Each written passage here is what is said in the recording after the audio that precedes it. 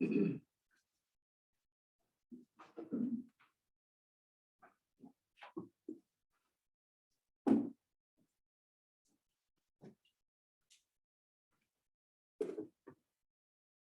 right, get started here.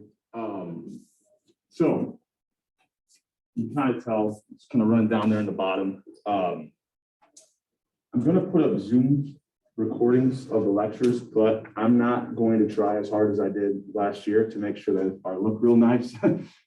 So it'll mostly be kind of real helpful audio if you want to go back, or if for some reason, throughout the semester, some of us have to kind of miss some classes, that'll just be an additional resource. But it's probably not going to be as good of a resource that you're going to want to miss class, or you'll miss class to watch it instead, because you're going to miss some of the stuff that kind of maybe I'm using the board sometimes.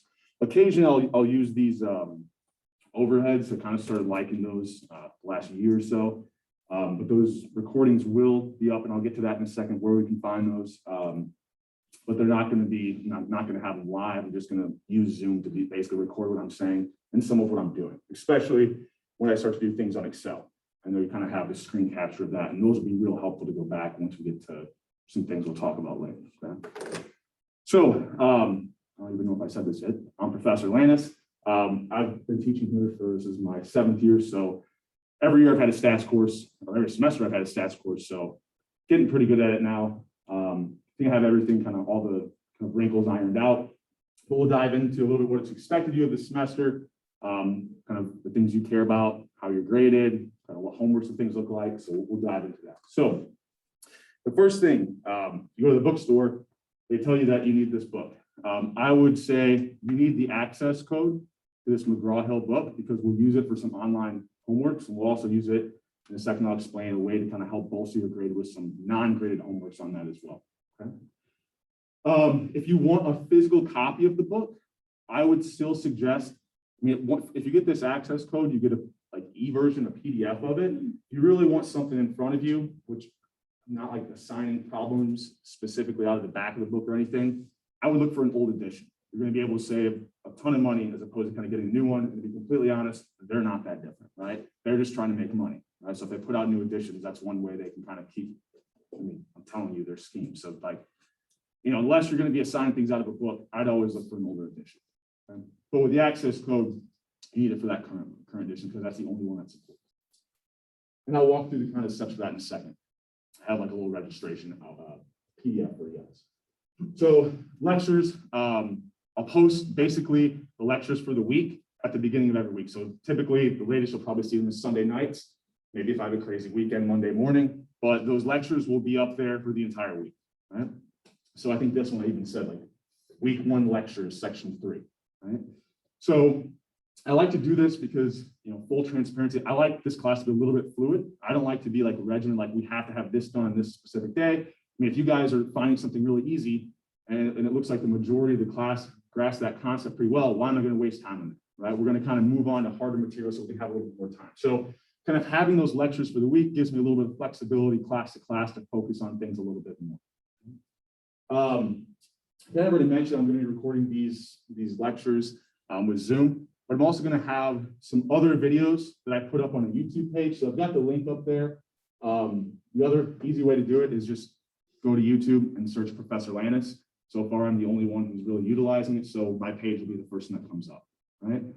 For every class, I kind of have playlists created. So yours would read, I'll probably pull up here in a second just to kind of give you an idea what it looks like. But it'll be like ECON 221, Spring to 2021, Section 3.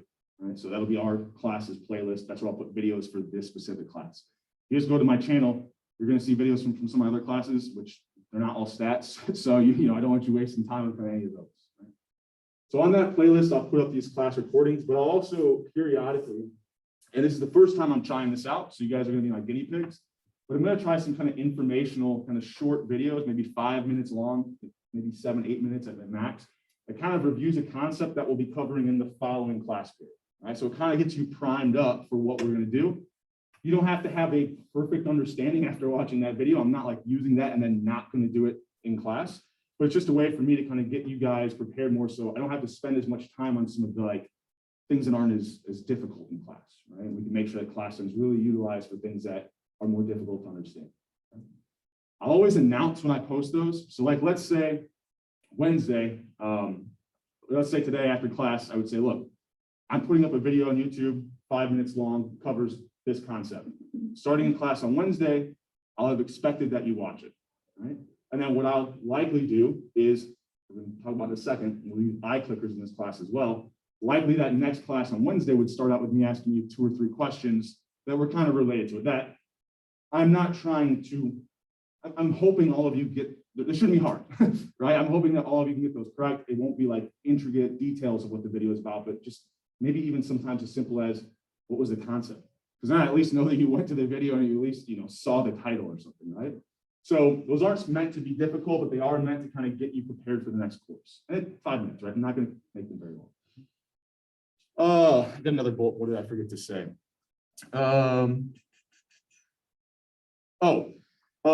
Once we get to some, I'll talk about the assignments in a second, but we're going to be using Excel in this class. I know I start out this semester expecting that none of you have any experience or knowledge about Excel. I know that you took an ICON class and I've been told you still don't know anything or have any idea or sometimes coming out about Excel, right? So I'm going to start out, some of you guys know nothing.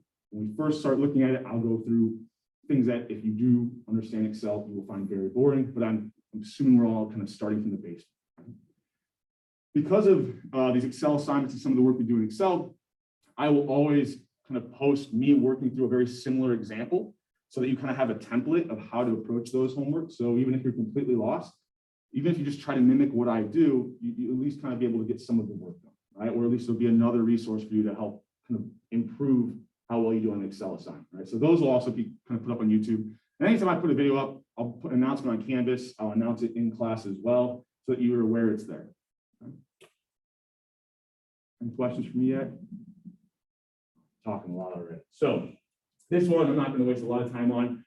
These dates are in the syllabus, but I just kind of put them here in the slides to make it a little bit easier so you don't have to read all the way through the syllabus. I kind of pulled out the important things. So I've got 2 exam dates up here. Exam 1 and 2. Those are tentative. I think that's probably 90% accuracy that that's the date they'll fall on. If we kind of get closer to those dates, and I think, maybe we need one more class to review some stuff, they may get pushed like forward. I say forward, like to the next class period or something like that. But those are generally going to be the dates we have those exams. If you know you have issues with either one of them, let me know well in advance.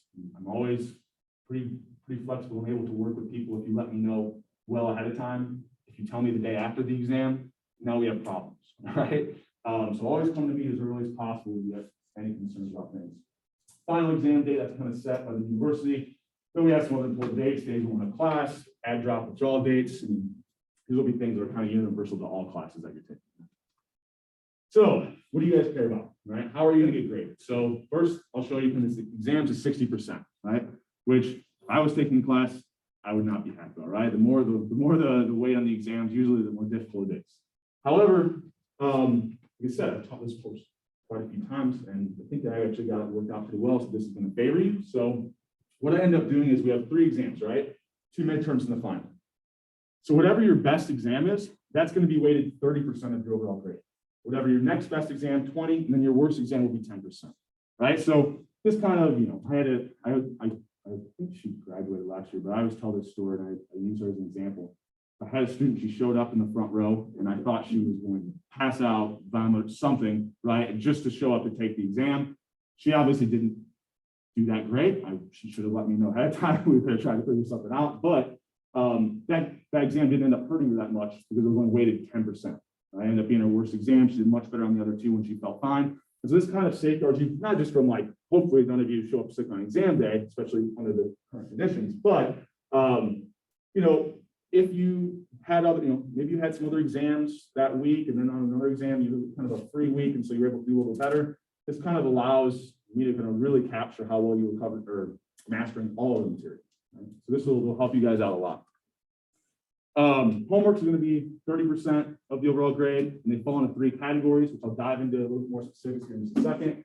But I've got these McGraw-Hill Connect and then McGraw-Hill Learn Smart. So that's that online homework platform, which I'll kind of show you a slide how we get registered for that here in a second. The first one, so these Learn Smarts, this first line, those are basically a similar thing to what I'm using those pre-class videos for. how many of you have kind of used that before in another class? Quite a few. So I just ask you questions. As long as you get on, do it. They're at most going to take 15 minutes. Usually I try to keep them under 15 minutes, 10 to 15 minutes, walks you through some. I don't expect you to leave. Some of you aren't even probably look what you're clicking on, but hopefully you at least see some words, you see some pictures, and you see some things that kind of get you primed, right, for the next class. To be completely honest, I'm also using them for a way for you to just put effort in and improve your grade, right? Anything you do in life, like this is I'm going off on a tangent, but anything you do in life production-wise, right? Whether I start producing the best grade, whether or not I started producing X, number of units at some job, X number of sales, it's a combination of ability and effort, right? I can be really, really bad at something, but if I put enough effort in, right, I can surpass people that maybe put zero effort in and have moderate ability, right? So your grades, it's the same way, right? Because once you get out and get a job, it's going to be based off of your ability, but also your effort. You stay out after a couple hours, you're going to look better than the people that don't, even if they have a slightly higher ability. So these learn smarts, long story short, purely effort, right? You just got to click through, you don't have to get all the questions right, and you'll still get 100%. Right? So do them all. I hate when I see people that don't do them because you're just wasting points, right? You're just missing out easy points. The connect assignments, so the McGraw-Hill Connect will instead be the ones that you're graded for whether or not you get them correct. They'll be a little bit harder. To be completely honest, these Connect homeworks are kind of meant to be a little more difficult than probably some of the questions you see on the exam, right? Because you have a little bit more time, right? And so I don't think they're crazy difficult. And then I know some other professors have kind of used these and assign like 40 or 50 questions in these. They're not going to be near that long. They're usually 20, maybe the longest one, because I'll throw some easy questions, it will be 25 questions, but that's just if the 5 are like multiple choice or something. But a lot of them are more kind of you work out some problems with the statistics, so we're going to have to do a little bit of math. But those are graded for whether or not you get them correct. Each of those are worth 10%, and then the Excel assignment sets are also worth 10%. I'll go over those a little more detail here in a second. But each category is worth 10%, making up 30%, right, for the homework count. Yeah. Are all 3 of those given every week? No. We will have, I think I got some slides in a second, but we'll jump to time. There'll probably be about 7 Learn Smart assignments, maybe 8. Because the first week, I'll show you in a second, I've already got 2 up there. And it's because they're both short. It's the first couple chapters, so you can go through 2 of them pretty quick, and then you get 2 instead of 1 now that you've got points for it. Right? I would say we'll probably end up with about 5 Connect, maybe 6th one that might be like a practice, like it's not worth points, but it's just there for you to practice some of the problems, and then about 5 Excel assignments, right? And they're all going to be kind of staggered, right? So sometimes they might overlap. So a lot of the times I'll assign these Connect assignments, and if there's 20 questions, I mean, it's going to take us a couple weeks to get through that. So I might assign them reverse, start going through stuff. So the very first day it's assigned, how the hell would you be able to do any of it, right? Well, I'm putting it out there early so you can work along the way, so that if then halfway through an Excel assignment is assigned, well, now you don't have to do everything all at the same time. Right? So anytime I put these up there, try to kind of, and I'll mention like, after this week, you should be able to get through first 5 questions of the assignment, something like that. You only join the anytime I assign something, you would have minimum for any of these assignments, with the exception of the Learn Smart. So the Connects and the Excels, minimum of 2 weeks. Minimum of 2 weeks. Like I said, the Connect's usually a little bit longer because I'll assign them early. Okay. Good questions. Any other questions for me? And then at the end of the semester, I'll typically drop your lowest of each type. Right? So if you miss one, it's not the end of the world. If you miss 2, it's really bad, right? Because then one of those zeros is going to count, right? But if you miss 1, then your lowest score would just be that 0. Right? Now, I don't suggest taking that approach because it gets people into a lot of trouble towards the end of the semester if you go in with that mindset. But that does kind of safeguard against that. Also safeguards, once again, get a lot of projects and you weren't able to do very well on the Excels. Make sure you put time in the other 4, that one would get dropped. Okay.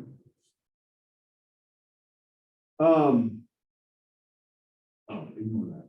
That was something I was thinking of doing. I forgot to delete that Melissa. So I'll re-upload these slides without that. So here's like kind of the Connect. If I can get my mouse to work, there we go. Steps to getting registered. Honestly, if you can register for Spotify or Netflix or something, you should be able to register for this. But I also have this up on Canvas right now, and it kind of walks you through some screenshots. So if you have difficulties, you can always have that open and kind of, okay, what do I need to do with this step? And this has some better visuals there, right? But probably the easiest way to just get this process started and sort of like, you can Google search and look up McGraw-Hill's website and then select on this class. The easiest way to do this, to just get it started, is if you're on Canvas, under the assignments, there's already these two, right? So there's 2 Learn Smart assignments. I have them set as a due date of next Monday, right? So like I said, these should total take maximum 20 minutes together, right? More so they're up there this first week because that's one of your homework assignments this first week is to get on, get registered. That way we can identify if you're having any problems getting registered and then complete those first 2 Learn Smarts that are up there before we start class on Monday. So these Learn Smarts, I explained the point of them. So I'm not going to make them do at the end of the day because I don't want you to watch them after class, right? I want you to watch them before we have class that day, right? So before we come to class on Monday, you need to watch those Learn Smarts. The due date is when we start class, right? So 11 a.m. Now, if you click on these, you'll kind of see, it shows you 11 a.m. is the due date here, right? You click on one of these, usually it'll give you a prompt, and it'll take you right to our class's website, right? Oh, there we go. So you can kind of see this. If you haven't been registered, it's going to take you to the registration page, and then you kind of can walk through all those steps. But that's, I think, the easiest way to kind of make sure you're getting into the right class. Just click on that link that's in our Canvas already. Okay. Any questions on that? The other thing I would mention here is I've had some problems in the past of getting the grades to transfer over, which is not a big deal. I can always do it manually. Let me turn my computer somehow. I can always do it manually. But if you use your Ball State email address, I've never had an issue with things transferring over. So if you use like Gmails and some things like that, sometimes occasionally there's some transfer issues. I have talked to the tech people and they can't really give me a good answer why. But if you use your Ball State email, I've never had a problem with those kind of getting uploaded to Canvas as soon as you complete the assignment. All right, let's turn that off. Something else I want to show you. Oh, so if I go to YouTube and we search Professor Lannis here, you can kind of see I'm this first one that comes up. I should probably put my picture up there or something, but you all are going to see me with a mask on, so you might not even recognize me. But it's this guy here. That's not me. I don't look like that under the mask. So that's the easiest way to get to that YouTube page. Oh, actually, I'll show you the playlist as well. So if you go to playlist here, why is it not showing up? Oh, because I might have them set to open today. Well, I will make sure that's fixed before I post videos. It should show up there. All right, well, there will be playlists and they'll be named after the section. I think I might have had the time set wrong on, so they're not popping up till after class today, but they will. I do have a playlist for each section. So a little bit more about the Excel assignments. Like I said earlier, there'll be about 5 of them. You're probably going to hate them. You're going to hate these assignments. A lot of people do, especially if you don't like doing things on a computer, like working with programs. But I know I had way too much experience kind of with students leaving that they've had internships or part of the interview. There was a couple of jobs where part of the interview process was an Excel project, like almost like an assignment, like they had to do certain things in Excel and send the document back, right? So I know that companies are expecting you to be able to use at least bare minimum Excel. Honestly, by the time you leave, or maybe not before you leave, but once you get that first position, some of these companies might try to start teaching you things that are, using data packages that are a little bit more complicated than Excel, right? Some of your upper level courses, you'll start using them. So I know like in econometrics, you start using a program called Stata. I'm sure some of the other departments have using things like SAS and other programs. But really just to start to be able to think about how we work with data at a very basic programming level, we're going to use Excel. And I say programming, it's not like we're coding anything with ones and zeros, but just some basic, how do we work with data sets, right? Because anywhere you go, look at half the programs in this building, big data, data analytics, right? You're going to be expected to use it if you want Excel kind of moving forward. I think it's really important to see me go through the examples. Anytime we have an Excel assignment, I will work through something very similar in class, right? And those videos, self-contained Excel of me working through a similar project, will be posted on YouTube as well, right? but it's very important to see me work through it. Often I tell people like, we're going to be doing some Excel next class. If you want to bring your computer, I'll post up like blank versions of what I'm going to do so that you can kind of follow along with me. Kind of, anytime you do something, right, muscle memory kind of processes, you store that information, you store that memory a little bit better. So I think working along with me is really helpful in class. And then obviously I'm going to give you like different data and slightly different questions for the assignment, but you've seen something very similar. Okay? Oh, yeah, I'll say this a couple of times in the slides, but don't be afraid to come and ask me for help on these either. Especially if like, I don't know where to start, or you've spent 30 minutes and you can't figure out this small little thing. It might be something I look at and like, oh, it's like this real basic thing. You have the entire concept right, and it's a small little thing that's kind of holding you up. So reach out via email, stop by my office, which I'll let you know where that's in a second, or kind of contact me. I'll always feel free to set up a time, and I'll try to kind of help us get as many points as possible in these. Okay? So a couple key things. How are you going to pass this class? What's the first one I have? Oh, yeah. Come to class, pay attention, right? Probably the most important, honestly, especially when it comes to those Excel assignments, especially when it comes to identifying things that you don't know. It's crazy. It's just sitting in class hearing me talk about things. If I go through something and you don't understand it all, well, that's actually helpful, right? Knowing what you don't know is just as important as knowing things, right? Because you need to understand like where's my understanding falling short, right? And then you kind of focus on those. So come to class, pay attention. If you miss class for some reason, pay attention to Canvas. I post lots of announcements to make sure that if someone did miss, that everyone's on the same page, right? Got pretty used to that the last year and a half or so. So I will be spamming the kind of announcements to make sure we're all kind of caught up, even if we missed the class.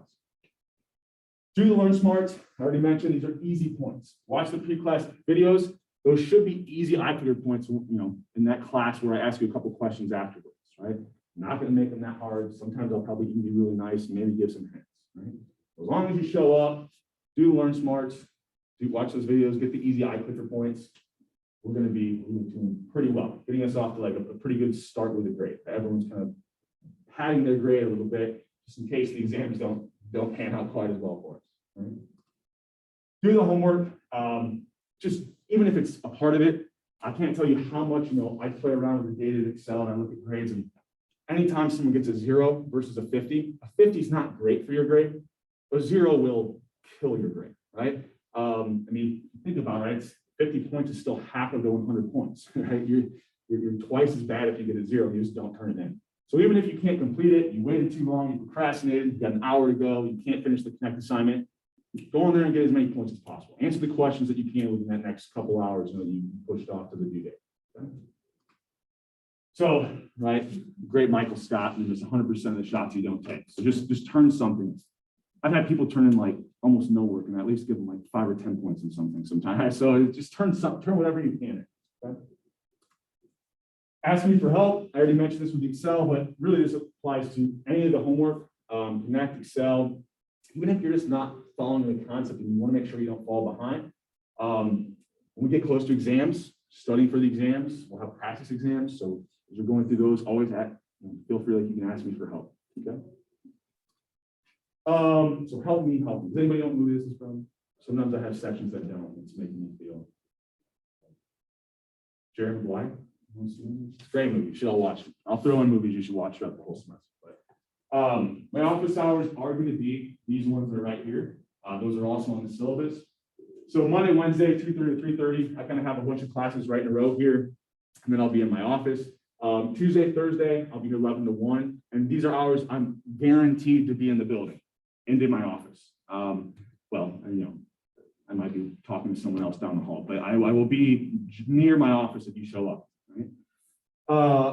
If these times don't work for you, like I realize I can't accommodate every single person's schedule, but if these times don't work for you, feel free to send me an email. My Tuesday, Thursdays are pretty open, right? And so we can always try to schedule a time to meet, if those time blocks don't work. Okay? I'm fairly accessible, I think. Maybe hopefully that's my reputation. I think I'm a pretty accessible guy. Right? Okay. Make sure, I feel like I might have glossed over. I probably did.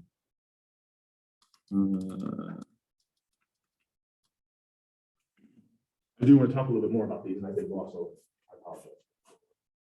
Guys, forgot about 10% of the grid. I didn't mention the other 10%, right? So we got 60, 30. We'll use these online quizzes, which are basically I'm going to use iTunes. Okay, so I've didn't use them the last year and a half, but I do enjoy using it. It lets me kind of get feedback from you guys, so I can see how well people are understanding certain concepts, and it kind of allows me to adjust on the fly, from class to class. So they're very valuable for me to be able to instruct you better, right? They're also a pretty nice incentive for you to show up to class and get some easy points, right? So what I'll do with these iClickers is, so this says that I think I must have I think I opened the wrong file, but so they're not online quizzes, they will be kind of in-class iClicker participation, right? So I'll make sure the slide gets updated, but in the syllabus, it kind of mentions that we're going to be using these iClickers. So this is how we'll kind of go, right? There will be like 3 questions. Say one class, I have 3 iClicker questions. So for that day, there's a total of 10 points. Right? It doesn't mean that each question is going to be worth 3.3 points. I'm going to start out with the base points, which is 7. So just simply showing up, you get 7 out of 10, right?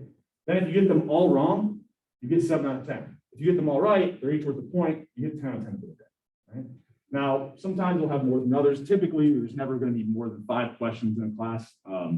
Usually it's more like 2 or 3. So you can get a pretty good bulk of the base points just by showing up. And then if you're following along at all, the question shouldn't be too bad. Like you might miss one here and there, but if you're listening to what I'm saying, I usually try to give some hints. Sometimes I'll even gesture towards things that are on the screen. I want you to get as many of those points as possible, but I also want you to get some experience working through these problems, right? And that way we can identify in class kind of what's difficult, right? And we might be able to spend a little more time on that, okay?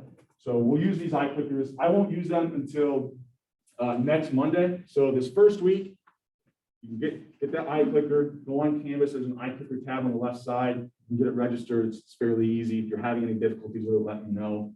Like I said, just one of those tabs on the left-hand side. It's iClicker registration. Click on it. It's pretty self-explanatory. Get that done before we start class on Monday, because I will be using them next Monday. And then get registered for Connect and Learn Smart assignments by clicking on those links on Canvas, send you right to our class's webpage. Or if you don't want to do that for whatever reason, you want to go to McGraw-Hill, enter in our section ID. All that's in that PDF that I showed you as well. Right?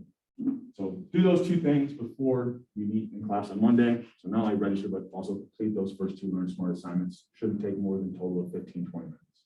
Okay. Any questions for me at this point? I'll probably dive into where are we at. Probably dive into a little bit of just preface for the rest of this section or the rest of this course this semester. Any other questions for me? Yeah. The exams, were those in person or online? Yeah, so we'll do those in person, right? So we'll take a class period to do those exams. If something happens where the university tells you you can't come to class, we'll work something out. Any other questions? Okay. All right. I went through all this. So just a little bit introductory stuff today, just to kind of get us thinking about what this class is going to look like. We kind of know the structure, at least in terms of grading and what materials we're going to use. This is business statistics, right? So it's not over in the stat department. So we're not going to be hammering the theory near as much, right? We're going to try to understand more of the application, right? So a better name for this course probably would be applied statistics, right? We're going to learn how do we look at data, how do we come up with different statistical measures of that data, and how do we use those measures to make informed decisions, right? So it's all about decision making, right? How can we look at this data and make better decisions? Okay. So I'll use a lot of data sources. I try to tell you where the data is coming from or give you the website. If I ever forget and you're like interested in the data, which sounds nerdy as can be, but if you're interested, let me know. If I forget to mention, I can always, the usual probably know it at the top of my head. You kind of see, we might use some finance data, some labor statistics stuff. This is a survey they ran from 1978 to today, asking like all types of questions, like how much income did you make, alcohol use questions, like all kinds of stuff, right? Psychological measures. So we'll use various types of data. Some of it will look nothing like business data. And it doesn't matter because we have a data set and we learn how to come up with a certain statistic, we can come up with that statistic for any data set. So kind of mentioning that this class really is, my goal is to get you to be able to look at data, look at statistics, and really not just make good decisions, but understand when other people are telling you incorrect things about data. Because people use data to lie all the time, right? They use statistics to lie all the time, right? To tell their story. And if you don't have a good knowledge of statistics, you might fall for it, right? If you have a little bit of an understanding, you can kind of tell people basically, no, you're lying, you're wrong, right? So some examples, right? If someone came up to you and said, California has way more teachers than Arizona, therefore, California cares way more about their children's education, right? Why does this conclusion based off of that data not make a lot of sense? Yeah, pray to God they have more teachers, right? They got way more kids, right? So obviously we're looking at the wrong statistic if that's the story that you want to tell me. If you want to tell me that California cares more about their kids' education, what's probably a better measure? Not just number of teachers, but maybe number of teachers per student or something like that, right? So we've got to make sure, why are you using the statistic you are? Why are you using that specific variable or type of data? Example 2, so I use some sports examples in this class. I try to limit it because I know not everyone cares, but sports data is really easy to get. And sometimes it has some really interesting things that can be applied to non-sports related things. I use a bunch of, shark data that I think I used at one point. So, we're going to be all over the board. Shark bite data. So small market teams have won 6 out of the last 10 World Series. So someone says, small market, usually smaller cities aren't able to generate as much revenue, so they can't spend as much money on their players, right? So they shouldn't be as good. That's the idea, right? But they've won over half of the last World Series, 10 World Series. So someone says money doesn't buy championships, right? Well, this is where anytime you're looking at data and they're looking at a specific window, think about why. Right? So they chose the last 10 years. Why wouldn't they go back 11? Because if they went back to the 11th year and the small market team won, well, now it's 7 out of 11 instead of 6 out of 10. That's even better. So why did they do that? Probably because that 11th year was a large market team. Now instead of 6 out of 10, it'd be 6 out of 11. Maybe if you go back to the next 20 years, maybe it's 6 out of 20, right? So why do people choose the time periods they do, and why do they stop the data or start the data at specific points? Right? That's one thing we want to think about when we're looking at kind of media sources or people trying to make inferences using different statistics.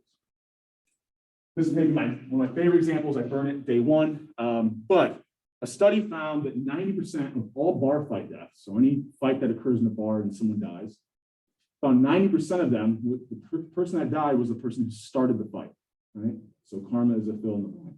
Right? So what's going on weird with this one? There's a bar fight and someone dies. Who's the only person left? The person who killed someone? You think they're going to admit that they also started the fight, right? At that point, I don't know how we're not at 100%, right? So you've got to think about who are you getting the data from, right? Especially if it's in a survey or you're gathering data by asking someone, you got to think about, well, why might they lie to you, right? Or what bias might exist? And we'll dive into biases later in the semester. This is just another good example. And then kind of the age-old statistic example, and this will be kind of towards the end of the course, we'll talk about things like correlation and causation. Right? So maybe someone says, higher ice cream sales are correlated with higher drowning deaths. Therefore, ice cream, we need to stop selling ice cream because it's causing people to drown, right? Well, this is, first of all, just ridiculous, right? Where there's no theory that would predict this. But it is true. These things are highly positively correlated, right? If you draw kind of the correlation, it's going upward pretty 1-to-1. So why might that be? So when would both of these things be higher? Yeah, right? There's an outside factor, which is temperature, that we're not capturing by simply looking at the correlation between those two things. They might be correlated, but they're not causing each other. It's this outside thing that we left out of the picture that's actually causing both of them. So we need to think about, do we have all the variables that we need when we're looking at different statistics? Like I said, a lot of this will kind of go over more of the in-depth kind of the concepts that are behind this, but just some fun ideas to think about. How can we start looking at data and really thinking about what conclusions can we draw? A little bit longer. I'll let you out a little bit early, but we want to get through some stuff. So I pulled this Chicago salary data. like I said, I'll use sports examples. It's only it's easy. And I don't have proprietary data. I could have made this data set up, right? I could have just chosen whatever 10 different names, managing position, janitor, filled in their position at the company, and then invented their salaries, right? Same thing. It'd be the same exact data set, right? I'd have the name of the employee, I'd have the position they are in the company, and I'd have their salary, right? So it's literally the same exact 3 variables. I just went and grabbed this one because I know this is actual real data, right? I'm not going to just have to make up some names and some salary amounts. But I can do the exact same thing with any company's data set, right? I've got the same 3 variables.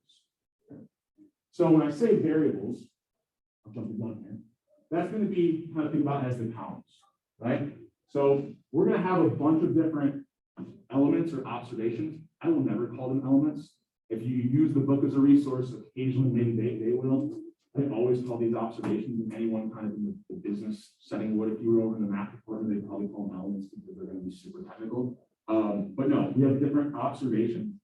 So those are kind of our rows. And then for every single observation, which typically we can think of, usually I'll probably have examples where we can use as people are our observations here. Well, it could be we have a list of companies, right? And then our observations would be each company, right? So it just depends on the data set we have, how we can think about these observations. But typically they're going to be things like companies, countries, individuals. In this case, we have our observations are going to be individuals. Okay? So for each individual, we then collect 3 variables, right? The columns. We collect their name, we collect their position, we collect their salary. I can do this at any company. Okay? Any questions on that? So we're going to have some different types of data that we're going to look at. So I think the first one I have here is qualitative. Is it qualitative? Yeah, qualitative. So this is going to be basically the easiest way to think about this is anything but a number, right? So a qualitative variable is going to be a variable. So we're collecting information on individuals or on different observations, and it's not going to be numerical, right? So this is going to be, we go back, position, player name, those are qualitative variables, right? They're not numerical. So some other examples, maybe we've got, this huge database of different used cars or something, and we've got information collected on a bunch of different things. So maybe the mileage that's on the car, the year the car was made, maybe the color of the car. Well, the color of the car is going to be qualitative. It's non-numerical, blue, green, yellow, right? So anytime we have kind of this text recorded for a variable, it's going to be qualitative. Right? The other category we have is quantitative, right? So, I don't know, the way to remember these, quant, anytime you hear quant, you should be thinking numbers. Quantitative analysis, So quantitative is when we have variables where they're recorded, we record them for different observations, it's a numerical value. So qualitative, not numbers, quantitative, numbers. Yeah. But if there was there's 10 red cars and 5 yellow cars, that's quantitative. So, right, if we have it so that each car is an observation, then we're still going to have every observation recorded their color. So we're not going to ever group, right? It's still going to be recorded as one. If instead we had a database that just said, here's the different colors and here's the number we have of each one, well, now your observations aren't going to be cars, they're going to be colors, right? Because you're recording each observation is yellow. How many yellow cars? 5. Red. How many red? So it'd be a slightly different data set if we had that, in which case the color, right, would be kind of like our player name here. So the color still would be a qualitative variable. It would just that you have a number assigned to it from another variable, right? So instead of the, mileage, you would have the number of blue cars, right? It's just a different variable in that data set. Good question. Any other questions? So that used car example, I said mileage, that would be a good example of a quantitative variable. I would have a numerical recording for each individual car what its mileage was. Okay.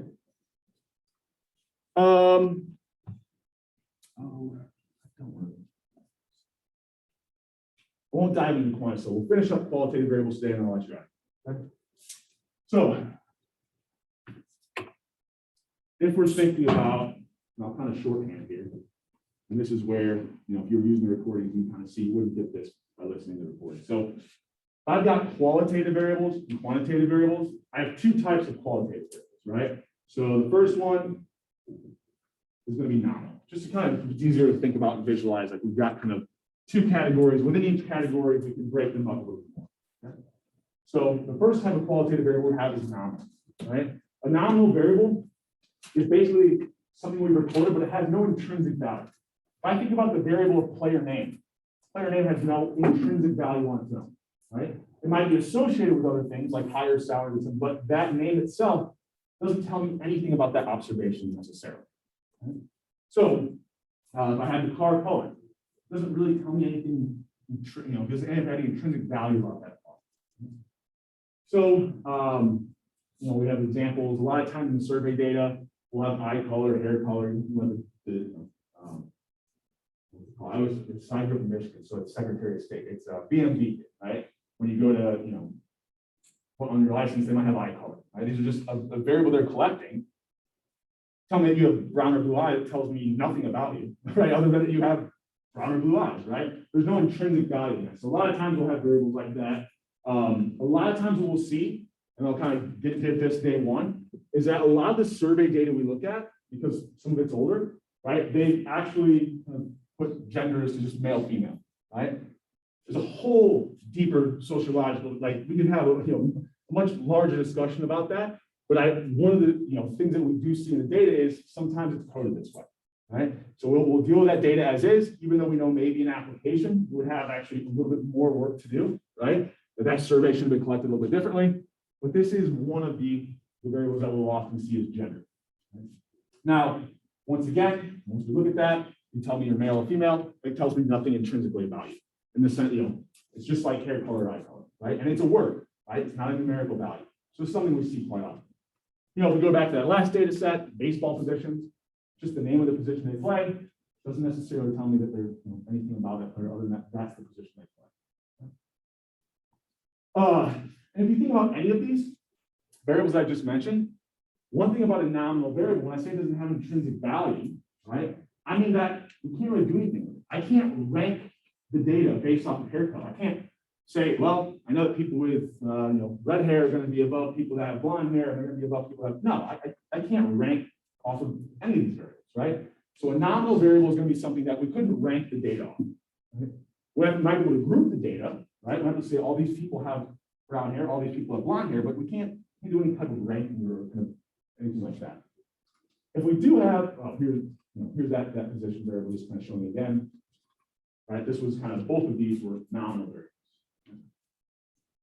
The other type of variable, where I put my marker, that we have that's qualitative, we'll call this ordinal, right? So an ordinal variable is still non-numerical, right? It's still qualitative. However, it does have some intrinsic value. We can order the data based off. Right? You might think of something like, in every semester, when I get these student evaluations, you're asked, is this, which one is it? Is the instructor overall effective? Either strongly disagree, neutral, agree, or strongly agree. Once I had all of your responses recorded, I can rank the database. I know that someone who says they strongly agree thinks I did a better job than someone who disagrees, right? So with this type of non-numerical or qualitative variable, I can rank the recorded responses, right? I know that strongly agree, though they thought I did their job, and people just agree, and so on and so forth. Another one we see in a lot of the survey data that I'll use is the education level of someone. I know someone that has a college degree has more schooling than someone that just some college, and has more than someone who just has a high school degree, and so on and so forth, right? So that's another example where I recorded a word, right? But so it's qualitative, but I can still rank the observations based off of that variable. The other one, a great example of there is letter grades. So when I send your grades to the registrar, a lot of times you don't see them necessarily. You might see it in Canvas, but what actually shows up is just kind of a letter grade. And I assign letter grade. So if I'm looking at this, yes, I can say that everybody who got an A did better than anybody who got an A-. But within the group of people who got A's, I can't tell you who did better than the other, right? Someone could have 99, the other one could have 94, right? I don't know. So even though we can use these ordinal variables to rank the observations, we can't within responses rank those out. So we're somewhat limited, right? So the majority of this class, we'll start out with some qualitative stuff, but 80% to 90% of this class, we'll be focusing on quantitative variables. But the introduction of these, because we'll first start out learning how to do some things with qualitative variables and see how we can do the exact same thing with quantitative variables, and that kind of makes it a little bit easier kind of with that kind of progression. All right, so we'll come back to class on Wednesday. Right, we'll start kind of diving into different types of quantitative variables. Please, even though the due dates, we're not going to use IQ till Monday, try to get on, get those registered, get registered on Connect, get those learn smarts out of the way, get the easy points. Now we'll see you guys on Wednesday.